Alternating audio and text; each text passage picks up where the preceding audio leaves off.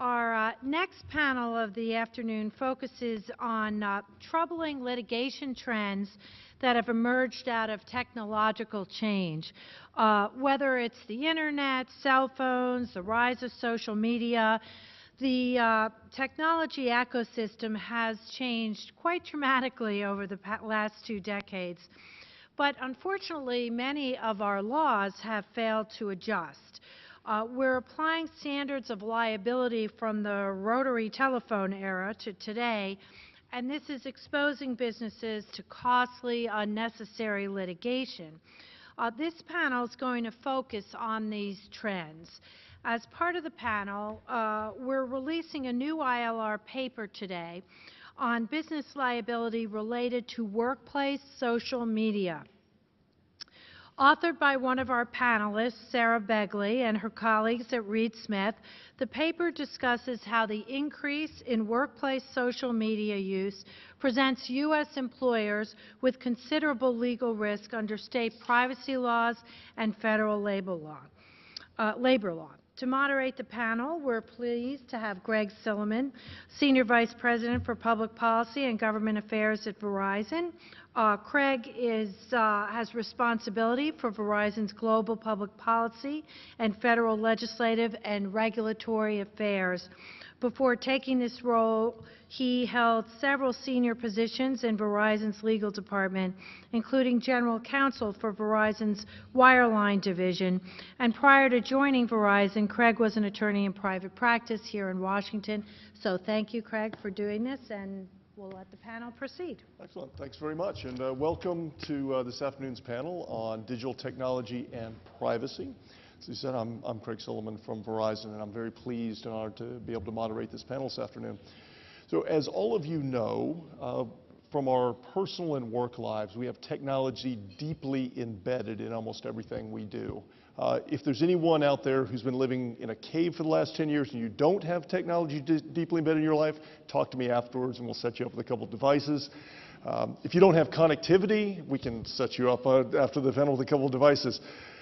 But I think that to some degree, the technology is so embedded in our lives, particularly communications and internet technologies, that we take it for granted and in some ways forget how quickly this has happened. So just consider, it was just 7 years ago that the first iPhone was released, which really kicked off the smartphone revolution. It was only 8 years ago that Facebook and Twitter opened themselves up to the public. If you go back 20 years, if you were an early adopter, then you probably had dial-up internet with 128 kilobits per second capacity. You may have had a cell phone with analog technology that allowed you to make phone calls. Maybe you had a pager. Right? 20 years ago in the law firm where I was, I got more voicemails every day than I got emails. Right? When you look at that pace of change and we compare it to law and policy look positively glacial in their pace. And unfortunately, that leads to tensions and conflict here, because at best, that means that some of the laws that we're talking about, because many of the laws we're dealing with are 20 plus years old, and at best that means they're just not very relevant today's day and age. But at worst, it means that we have tension, we have friction, and we have opportunities for abuse in the system. So this afternoon, very fortunate to have 3 experts on our panel who are going to talk to us about their experience in these areas where technology and law intersect and sometimes collide, talk about some of the liability risks that gives rise to for all of us in our companies, and then some ideas on how to make things better. So starting from the my far end here, Sarah Begley. Sarah is the global practice leader for Reed Smith's Labor and Employment Group. Her practice includes counseling employers on the scope of employment issues and litigating cases involving race, age, disability, gender discrimination, sexual harassment, retaliation, and an individual and collective wage and hour litigation under the Fair Labor Standards Act, as well as state laws. Next down in the middle, we welcome Andrew Mills. Andrew's the head of intellectual property and dispute resolution for Experian. Experian's a leading global information services company that provides data and analytical tools to clients in more than 90 countries. Andrew represents Experian in its membership of the European Justice Forum, a coalition of businesses, individuals, and organizations that are working to promote fair, balanced, transparent, and efficient civil justice laws and systems in Europe. Before joining Experian, Andrew was a partner and the head of intellectual property and technology at Freeth and Cartwright Solicitors, based in Nottingham in the UK. And finally, closest to me, Becca Walquist. Becca is a partner in the Los Angeles office of Snell & Wilmer. She has a wide-ranging, complex commercial litigation practice, including contract and business tort disputes, claims brought under the Telephone Consumer Protection Act, nationwide class action cases, appellate litigation, and commercial arbitrations. Prior to joining Snell & Wilmer, Becca was a partner with Manat, Phelps & Phillips, and before that, a partner with Kirkland Ellis.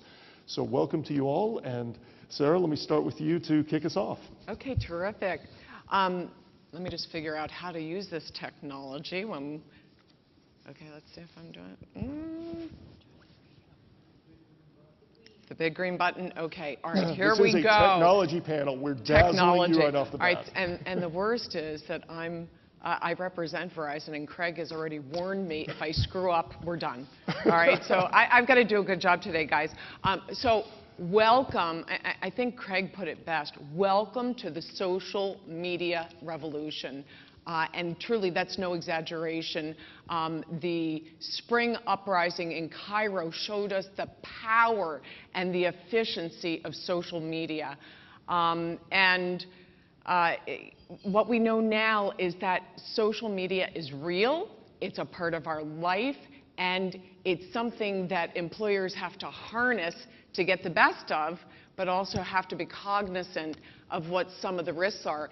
And so instead of talking about all of the really, really positive things that we know about social media and how it can enhance the brand, build our reputations, spread the word about our products, we also have to be aware of some of the risks. So we'll focus there today. Just a quick survey. Who in the room has a personal device that they use for business purposes?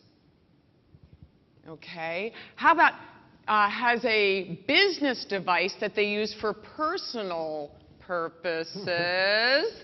Really tricky. We shouldn't. Hopefully you didn't film that.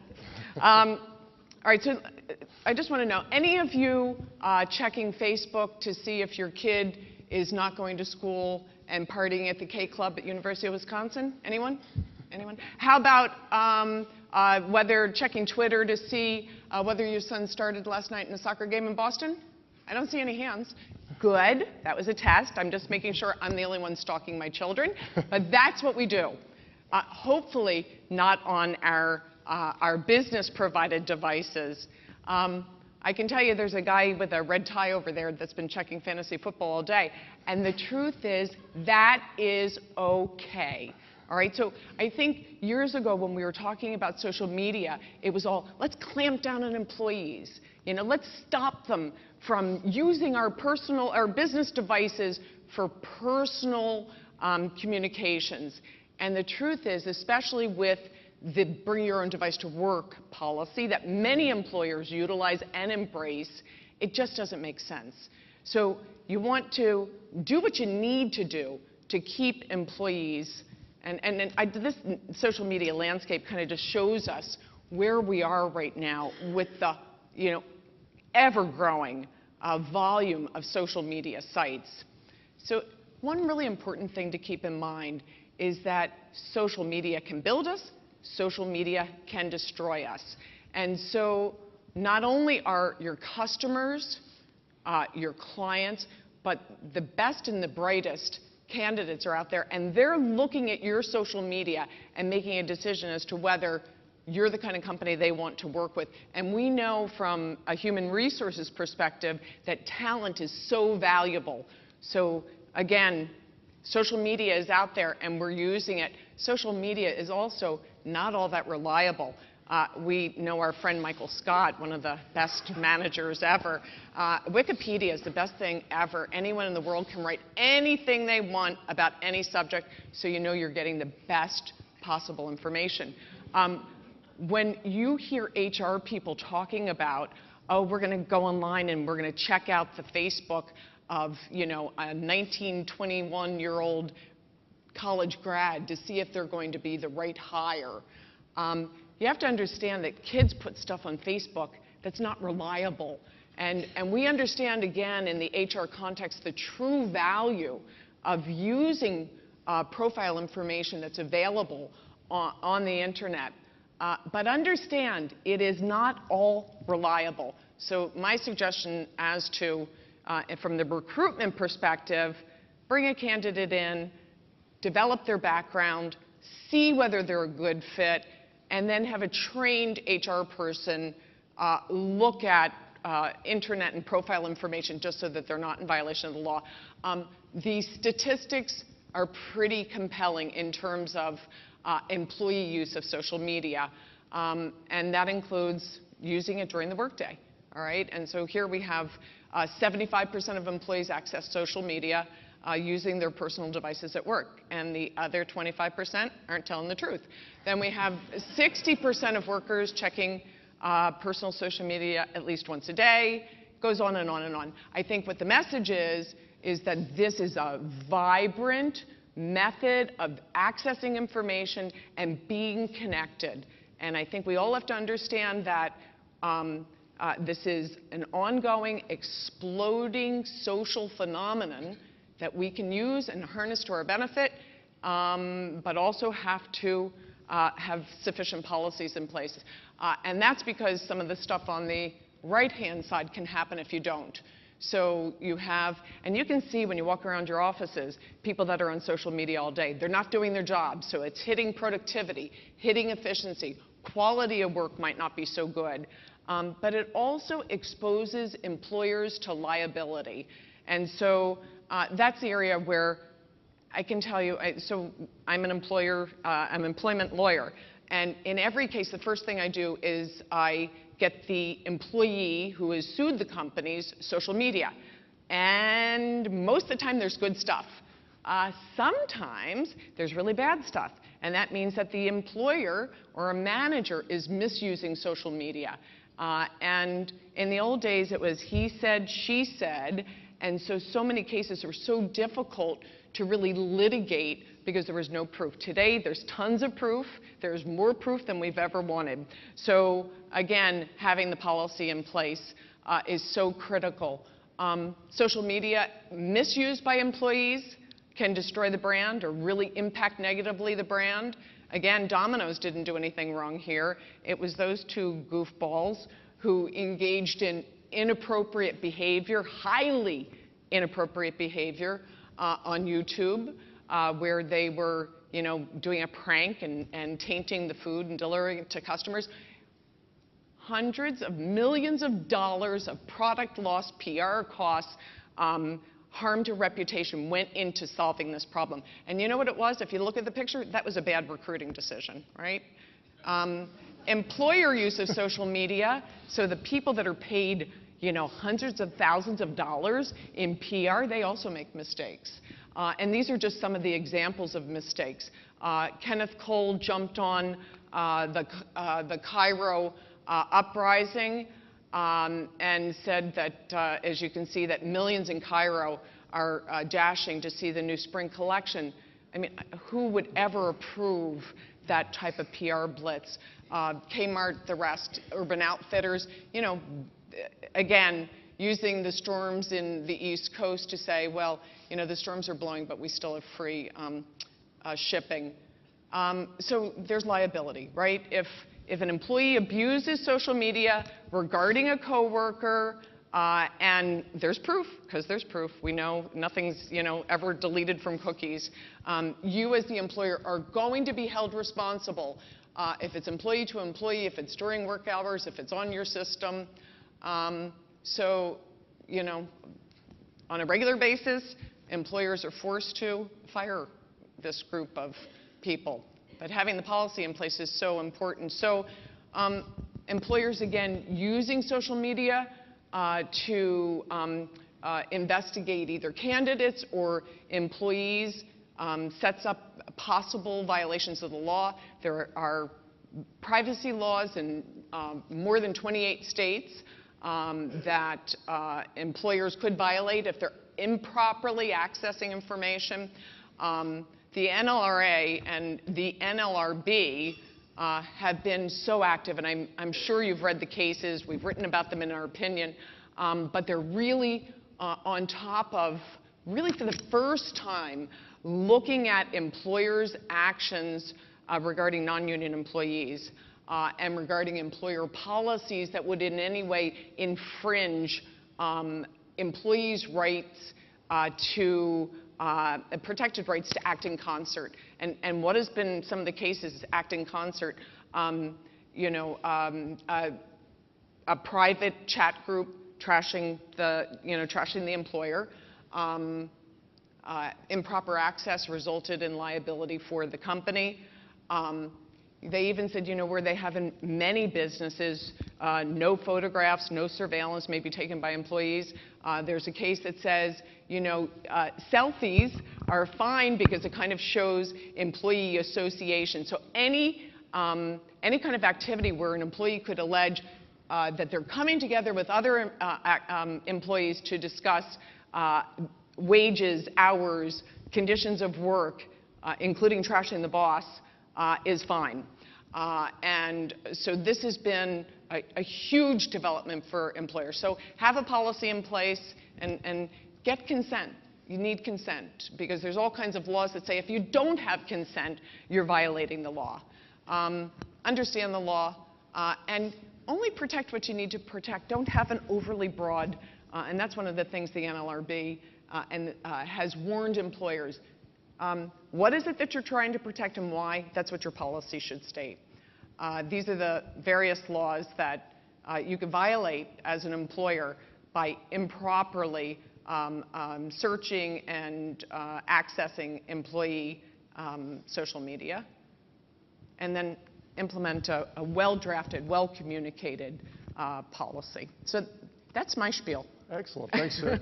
And I want to tell you, I've been monitoring the ILR Summit hashtag in real time. This is a very well-behaved group. There's, you know, nothing outrageous taking place on their employer-owned devices as you're speaking. No good selfies even, but so you've clearly scared them straight. So very, very good. I haven't seen any. Thank you. So thanks.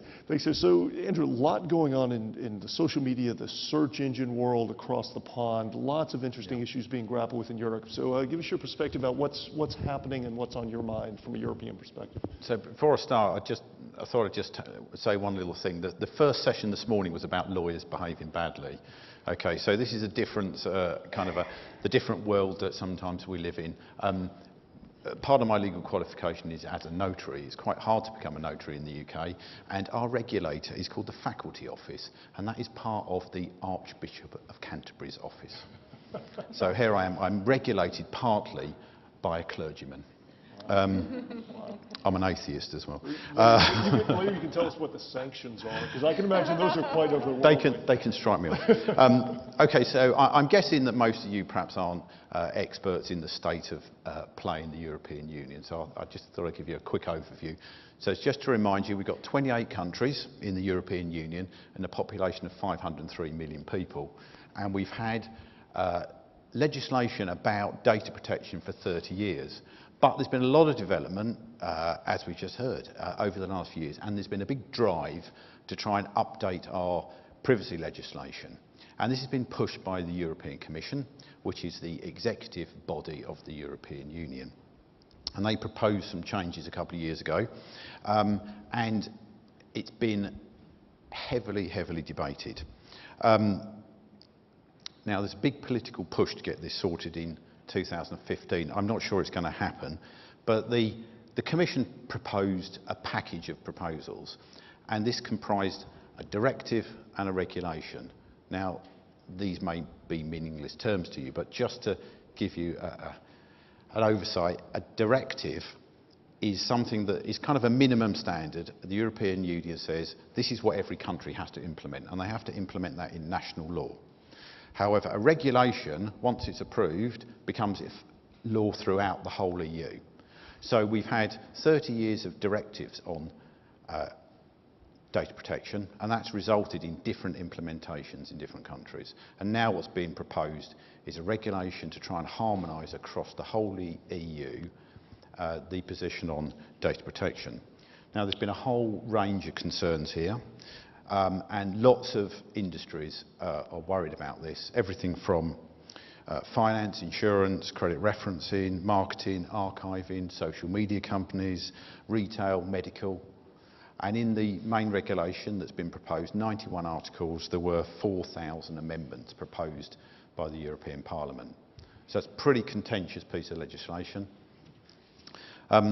It's of wide interest to parties outside of the EU because of the nature of that massive trading bloc of countries. And there's a close relationship between companies in the EU and the US. And so the ILR, for example, has been very interested in a lot of these proposals. And the new laws will potentially have much wider effects than the current regimes. And, for example, there's a new proposal that's going to deal with use of personal data in criminal and justice investigations, which is kind of a new step. There used to be one standard for everyone before. There's a whole load of new issues that have come out. So you might have heard about this right to be forgotten. So there is actually a proposal in the legislation that has come from social media, people being concerned that they put stuff out when they're that 20-year-old and then they can't ever take it away. So there's proposals for that, but that's been highlighted also by some litigation about Google and people trying to get stuff removed from the internet. This is about existing rights already, but that litigation has taken, it's kind of informed the debate about what should happen now. And then we've got big political divides going on. We've got a European election that happened earlier this year. The political landscape of the European Parliament has changed. We've got a new commission that's about to change, and that's becoming a lot more political. So we've still got a number of big problems going on. We're not sure about the legal mechanism that's going to come out. We've got this concern about the right to be forgotten. We've got concerns about automated processing and profiling. So, for example, people are often concerned about behavioural adverts. You know, you go from one website to the next and the same kind of adverts are popping up. So there's concern about that. But automatic profiling is also used for credit applications and credit scoring, and that's a different sort of implication, whereas the stuff's drafted very, very broadly. And then lastly, at this stage, I think I'm going to come back to in a bit, Craig. There's a concern about companies that are operating in Europe, and are they going to have to deal with 28 separate regulators? And so there is a proposal that you should deal with one regulator in your main kind of place of business in Europe, but again, that's fraught with problems. So that's kind of where we are at the moment. A lot of uncertainty, but a lot of change coming. That's perfect. Thank you. Great overview and a lot to come back to here in a minute. So Becca, let's turn to you and some of what you've seen watching the TCPA. Well, it's getting uglier. I was here last year. Some of you were here talking about the TCPA, Telephone Consumer Protection Act, which has become, and in the last year, become even more the basis of it's the most filed lawsuit right now in federal courts. Class actions under the TCPA and TCPA lawsuits. The reason for this is it's a 1991 statute, so we're talking about 24 years ago. That's the last time Congress touched it. They've never amended it. They've never come back into it. It was written with technology at the time of 1991. It was written to stop random and sequential telemarketing, where there were these machines, these auto-dialing machines that telemarketers were using that would just go through every number in the phone book, or that would just randomly put numbers together and try to reach out.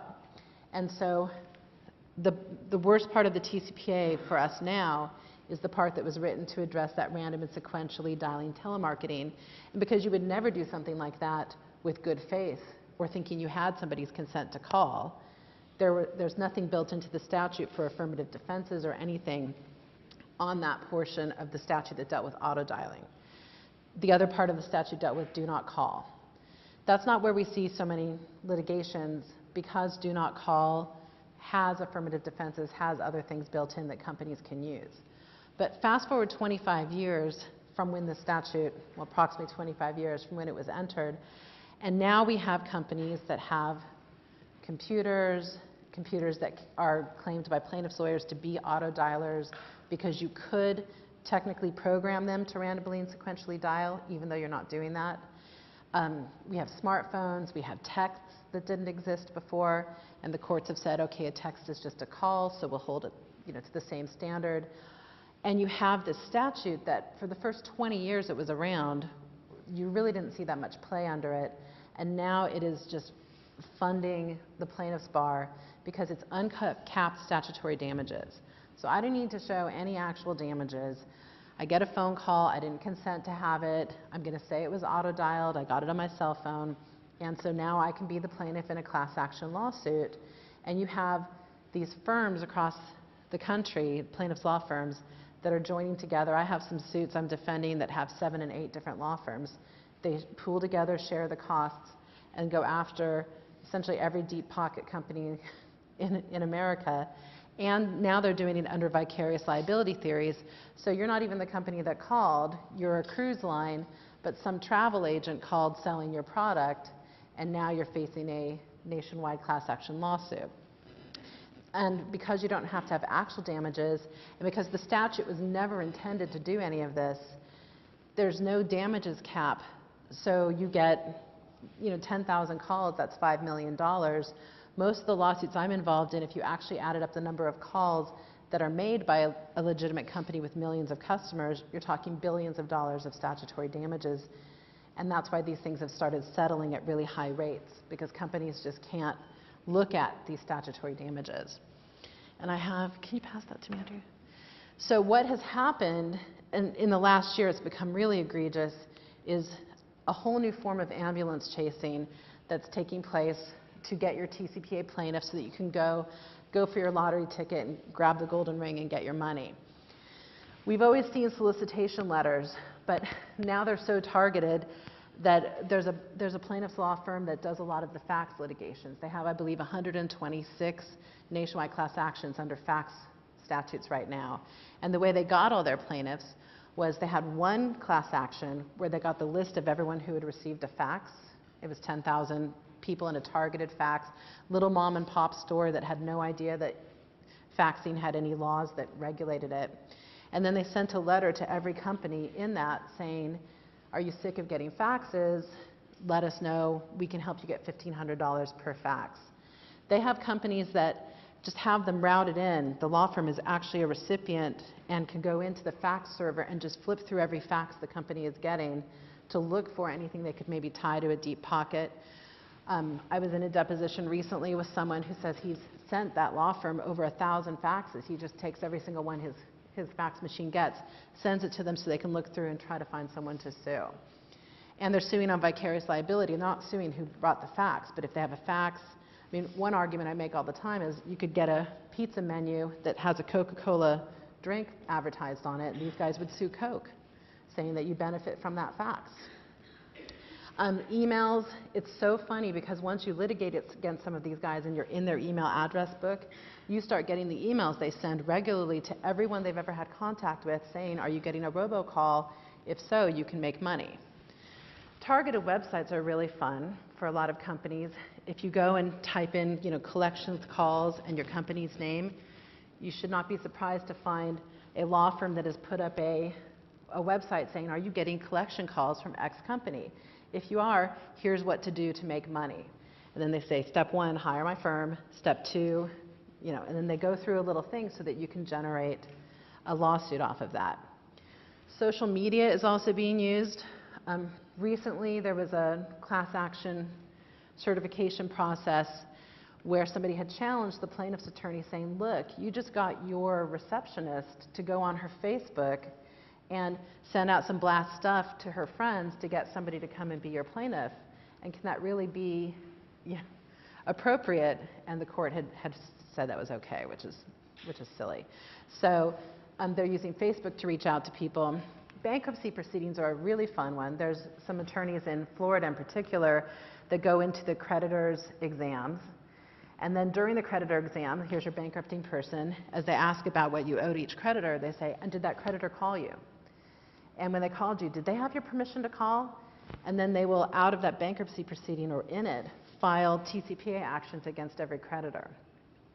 And a lot of this is without the concern of whether or not the calls, the text, the faxes actually violated the law, because it's all about as long as you have enough that you can say happened, you can get companies to settle with you.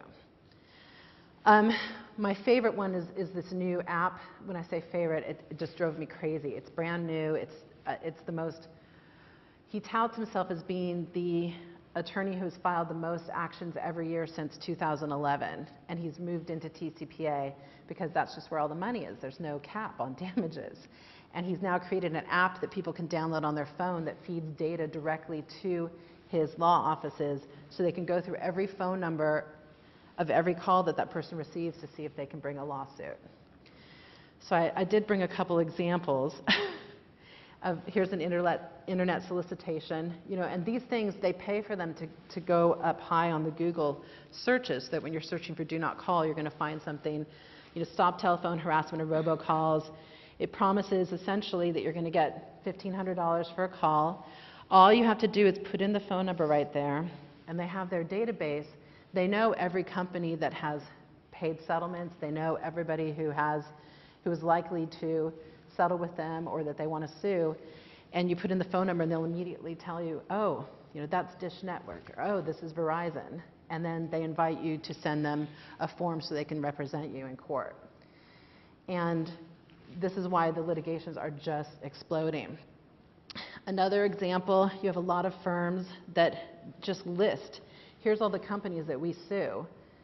I'm sorry if some of your companies are on this list. Maybe it's too small, so you don't have to read it, but they're like, sue a bank, and then they list all the banks that they'll bring suits against. Sue a restaurant, sue a this, sue a that, and they, you're supposed to go down and look and see if one of your calls has come from someone. So, it's crazy there. And then here's the app, and I hope none of you go home and put this on your phone. I'm going to be so disappointed in you as a human being if you do. But it's the Block Calls Get Cash app. Because people are now bringing these TCPA lawsuits without even receiving the calls. They have call blockers to block any phone call that they don't recognize.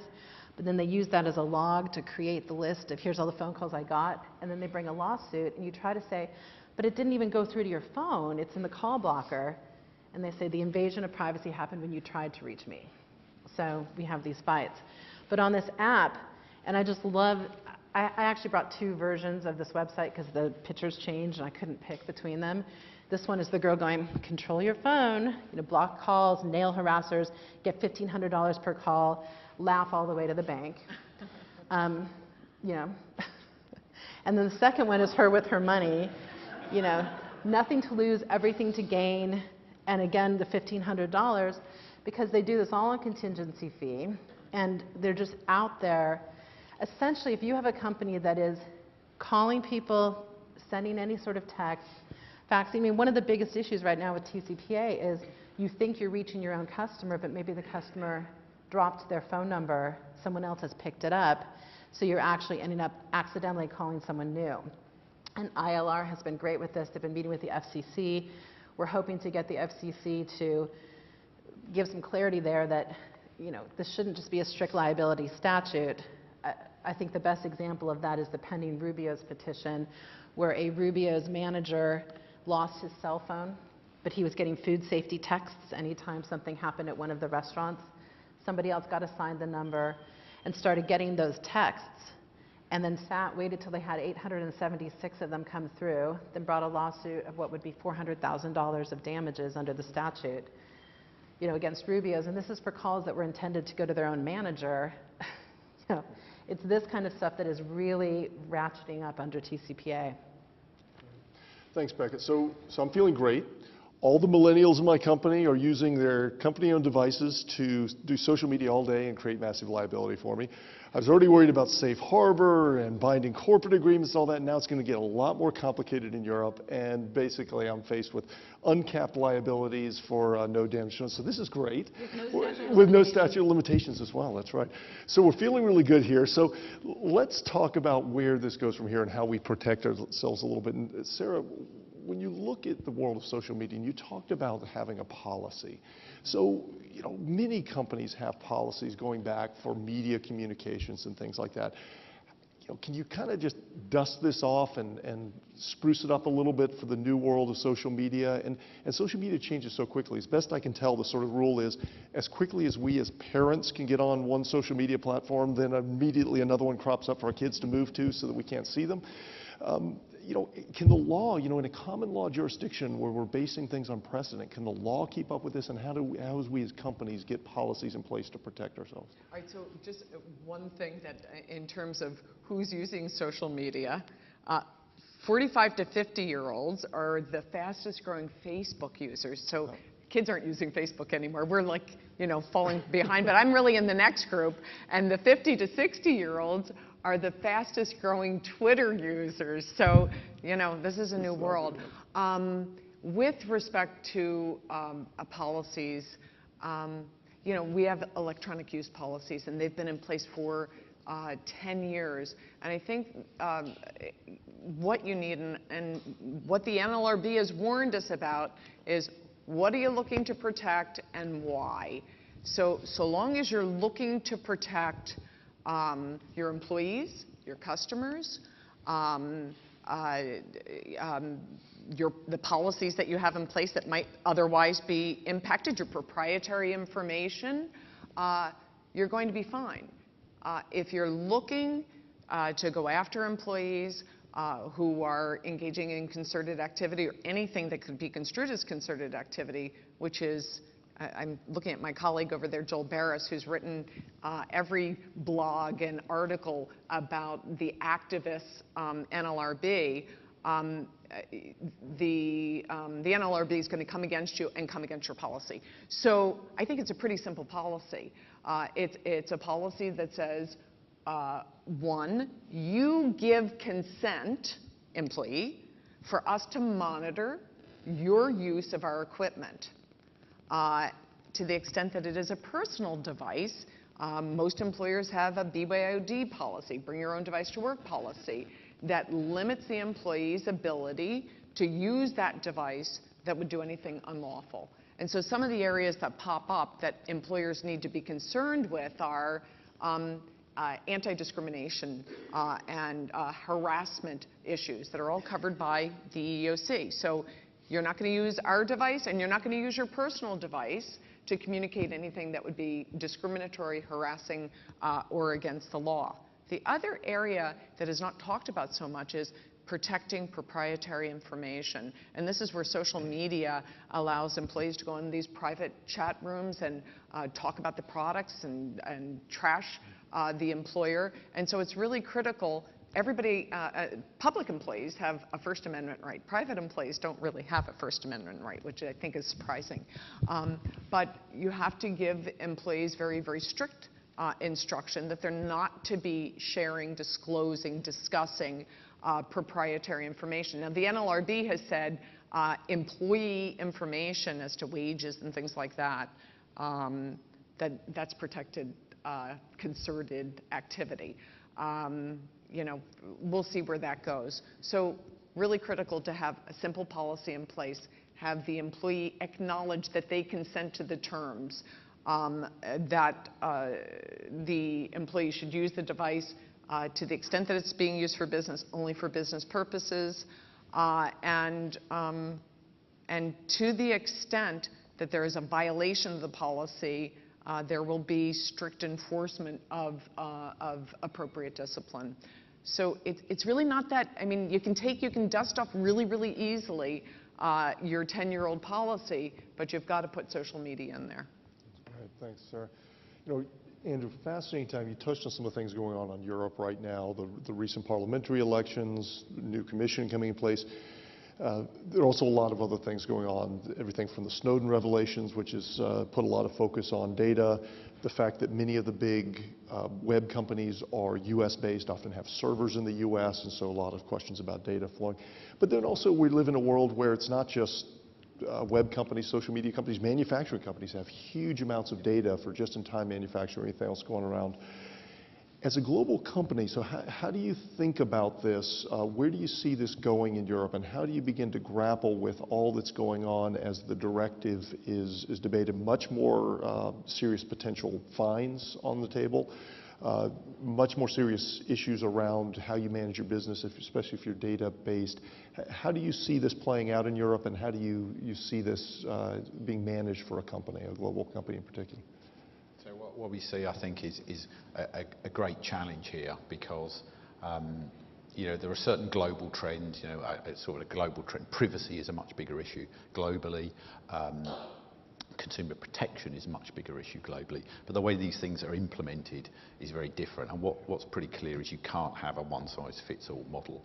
We've got some big kind of political and cultural clashes here. I mean, just listening to what you're saying, I mean, the biggest fundamental thing I would say is that the approach to data privacy in Europe is fundamentally different because, I'm going to quote here from Viviane Reding, who was an outgoing commissioner, and she said, "I warn against bringing data protection to the trade talks." This is to the US. "Data protection is not red tape or a tariff. It's a fundamental right and as such is not negotiable." Europe sees data protection and data privacy as a human right. It's akin to you can't torture people. So that's a pretty big thing. The other big thing that we see is the European approach is horizontal. It cuts across all businesses. It says you've got to use data about people in this way, and here you've got a much more sectoral approach, and they create challenges. The other big issue, I think, is the way that some stuff's coming together. So we've already heard today about different regulators having enormous powers. We're seeing some of those things come to Europe, and we're seeing the potential, as you mentioned, for huge fines from data protection authorities under the new regime, potentially 10% of worldwide turnover. We're into kind of antitrust type penalties here without necessarily the clarity as to how they got to in the same way. We're seeing the potential in this stuff maybe for something akin to class actions, even brought by consumer associations where there's no one that's complained. So there's kind of some stuff that's starting to look together, and I think if you're a global business, you've got to be concerned about what's happening everywhere, because there are patterns and trends, and lots of things can come together to make to create an environment for that a plaintiff bar environment to happen. So I think you just have to watch. You've got to take the lessons of stuff that's bad, and you've got to try and influence where you can. Can I just add to that? So from an American perspective, if we think an employee is engaged in some kind of inappropriate communications with another employee on their personal device, we have the right to ask the employee to turn over that information. In the EU, both in that context and in the context of conducting an internal investigation in the employment context, there are really rigid laws that prevent global employers from accessing employees' communications, even if we would consider them violations of the law, and even if it's employee to employee or employee to manager. So that's where, as our title for today, that's where our worlds collide. Yeah, and the problem is that varies from country to country. It Europe does. at the minute. It does. So a classic example, you've got a global system. You want a global company. You want an HR system that you can use all around the world, the same platform. You've got your employees in Germany. The data can't come outside Germany. You've got to have different servers that sit there just for that. And it's that kind of stuff that creates the clashes.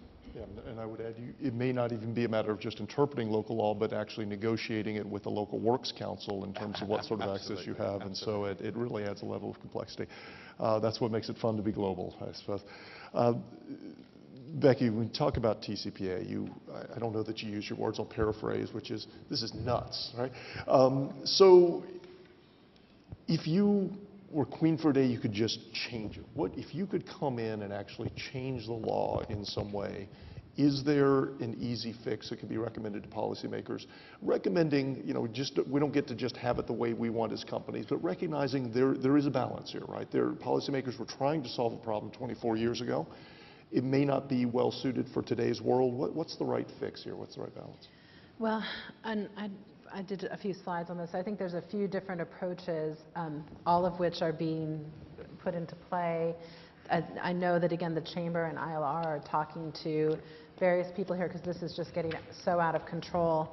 And we're just getting flooded with lawsuits. There have been a couple big settlements, and the second the Capital One settlement at $75 million went through, I had another 5 or 6 additional lawsuits brought against clients of mine, like within that next week, because it's just the money is looking so good now. And nobody takes these to trial. I'm not aware of a single case with, 2 million or 3 million alleged violations that have gone to trial, because the damages are so enormous that nobody will play that game. So they're just settling, and the plaintiff's bar is getting very wealthy off of it. So there's some legislative fixes that Congress could do. Right now, everything is just in the hands of the FCC, who is backlogged with petitions. They're just barely making headway on some of those, and it really shouldn't be up to the FCC to rewrite this old statute. So the first one that really should come into play is the affirmative defenses. They're there for the second part of the TCPA about do not call. For the first part of the TCPA on these auto-dialed calls, especially to cell phones, remember cell phones did exist in 1991, and that's why the TCPA has all this special protection saying any auto-dialed call to a cell phone should be a problem, not just telemarketing.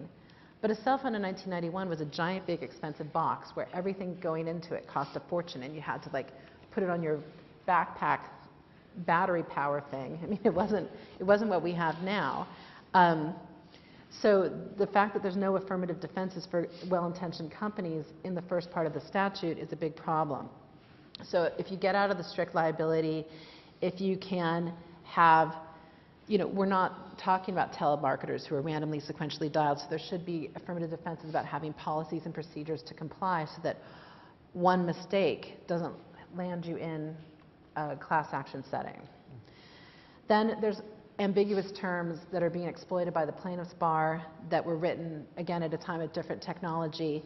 So rather than just leaving it up to the FCC to keep coming out and saying we think this is what it means, really there should be a legislative fix to this. Who's the called party who can sue? Was it the person? So we have situations where a roommate gave her roommate's phone number, and so when her roommate gets the call, from the company that thinks that they're calling the person who signed up, then they're finding themselves subject to multiple lawsuits by not just the roommate but the original person fighting about which one of them gets to have this lawsuit. Who is the called party, and can the called party be the intended recipient until a company knows better? Because we have companies that are sending out messages like, hey, there's a storm in your area, here's an automated message or a pre-recorded call to everyone, finding themselves getting sued by the person who's not their customer when they were intending to reach the customer at the number that they'd had for that customer. I mean, it's crazy stuff. Capacity. What is the capacity? Auto-dial, all it says about auto-dialer in the TCPA is it's something that has the capacity to randomly and sequentially dial, and that has led to more fights than anything. Does that mean how it's being used now, which is what I would say is the rational explanation? But the plaintiff's bar has pushed that it's a hypothetical future capacity. As long as you could program something to randomly sequentially dial, it's an auto-dialer, in which case every cell phone that we all have are auto-dialers, and we're violating the TCPA all the time. On behalf of is a really problematic one, because the FCC did issue a ruling about a year and a half ago saying a call is made on a company's behalf, under federal law of agency. So that part's good. If you hire someone as your agent to make a call, you're responsible. But then they threw in, just almost as an aside, but also you could have affirmation and ratification as reasons that it's on your behalf. And so we find so many companies right now being sued on arguments that they somehow would financially benefit from a telephone call that they didn't make, didn't authorize, and had nothing to do with. So if they can look at that, if they can put, I think this is the big one, if they could get a damages cap, there is not another consumer protection statute that exists under federal law that doesn't have a damages cap. So you have the Fair Debt Collection Practices Act, which lets you have up to, I think it's $1,000 plus your reasonable attorney's fees for a class action, $1 million. That's why nobody's bringing those anymore, because they don't want only that money under Fair Debt Collection Practices Act. So they take collection calls and they bring a TCPA action saying every call violated the TCPA and give me my $1 billion. So if we could get a damages cap in place that's just like the other statutes, that would really work to stem the tide. Also, there was no statute of limitations in the TCPA, which again was never intended. You should see the description of it on the floor of the Senate when it was passed with no debate, where someone said, hey, I hope this makes it really, the $500 per call, that's to make it worthwhile to the consumer to go into court, preferably small claims court. And then it's going to be fair to the consumer to go do that. They weren't thinking about these kinds of class actions that exist now. And with no statute of limitations, the courts have just imposed a 4-year statute. So every company, I've seen cases brought 3 years and 10 months after a text was received by somebody who ran into a TCPA plaintiff's lawyer, somehow went back through all their old texts, found one, and then said, now I'm going to sue. And we get all 4 years worth of anything you've ever sent. And we don't want just the data for this. We want every call and every communication you've ever had so we can go through and look for more plaintiffs. It's crazy. And then finally, they should consider the new technologies that exist and how should the TCPA even apply to a text message? They're being treated like phone calls under the TCPA when really, they're kind of more like emails, which do not have these types of restrictions. With faxes, when we're defending fax suits, we keep trying to mention courts, most of whom are very old and don't maybe understand the technology as much. But you're not getting them often in fax machines anymore. They're coming in as email, often as email that goes right to your spam filter. And is that really an actionable, TCPA communication if something went to a spam filter in your email? And then new applications. GroupMe found itself immediately getting sued. That's where I can put in 10 phone numbers of my friends and send a group text to all of them. We all respond back and forth. And if somebody accidentally has a wrong number in there, which happened to me, it's so funny, I'm the TCPA person, and I got added into this frat boy GroupMe group. And it was so disgusting, the stuff that they were texting back and forth to each other, and I'm just like, get me out. Did you sue? I did not sue. I can see why maybe for that one I wanted to warn women generally about these guys, but all I had were their nicknames. But GroupMe found itself getting sued for that as TCPA violations because they didn't have people's consent before those were getting sent. Somebody just came up with a new technology with phones to walkie-talkie back and forth, having no idea they would then get sued under the TCPA. So it's something that really needs to be considered. You can't have a statute about technology that hasn't been looked at in 24 years. Right. Thanks, Becky. You can hold on to that. Okay, I have a few more questions, but I want to open it up to the floor to give others a chance. And while people are looking for microphones, I just want to, showing that we are using technology real time, I just want to do a shout out to the ILR tweeter who's thanked me for modeling this panel. I assume that meant moderating, but thank you. This is about as racy as we get at ILR, ladies and gentlemen. You gotta take what you got. Do we have any questions on the floor here? No. Okay, then I want to use chair privilege. So this is an area, we've talked about social media. We talk about, even you're talking about, Becca, some of these new applications, the GroupMes and whatnot. And Andrew, we talked through all the things that are going on in new data flows. This whole area is changing so quickly. So if you look out over the next 5 years, is there going to be a time where you sit up here and say, all right, we've got clear guidance, here's how you handle the new world of technology and data? Or is this a world that we all have to reconcile ourselves that we're always going to be living in a bit of ambiguity because the technology is always going to outrun the case law and the policy on this? Let me open it up to any of you who want to jump in on that. I think the challenge we've got is that we just don't know what's coming. And if you look at some of the applications you can have on your phone now, even a year ago, some of those things weren't imaginable, and I think that's the difficulty. There is something, I think, in kind of the European approach to saying, you treat it about personal privacy and your data, and then it doesn't matter what comes along, but that doesn't really necessarily answer the problem either. So I think we're going to be in a never-ending situation here, but I'm not sure what the answer is. I think from an employment law perspective, we're always going to be playing catch-up because the technology is just, bombarding us. But I also think we're in a different position than we were 10 years ago, and that corporations and employers are embracing technology. And for the most part, employment law is pretty simple.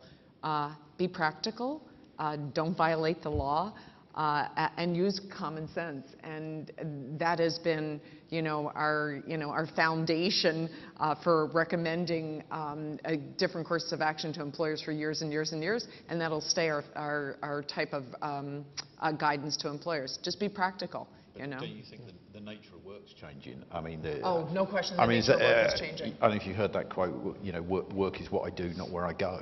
Yeah. And that is, they're going to have a massive influence on technology and employment and privacy and everything. And I think it's not where you go anymore, because most employers, or many employers, are looking for employees to be both mobile and to also be remote, because there's tremendous cost savings and it's a global world. So I totally agree with them. Great. Thank you. With that, and again, showing the speed of technology, we got started a little late, so I'm going to yield back 5 minutes to the request of our ILR folks. And so with that, let me please join me in thanking our fantastic panelists here. Thank you very much.